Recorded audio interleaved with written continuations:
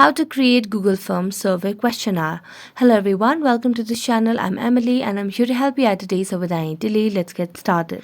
Now to create Google Form survey, simply you can launch any browser that you have. Here I'm going for Google Chrome, and then all you need to do is tap on the search bar and search for Google Forms. Now as you search for Google Forms, you can just tap on Google Form sign in option over here.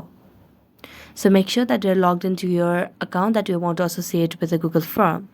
Now the homepage will look something like this, where you can just mention the topic or the headline of your research or for your questionnaire. So let's give a topic over here regarding EVs or ICT. So just you have created a topic over here, and now you just need to tap on this question over section over here. So you can just create a question,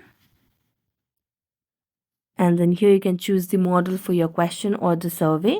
You can select whichever method is more convenient for you or whichever is more suitable for your research. After that, I'm going to tap on multiple choice and then give an option over here.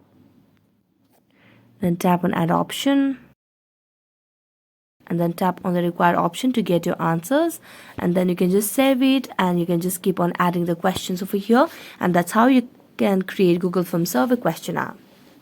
So that's it. Thank you so much for watching this video. See you next time.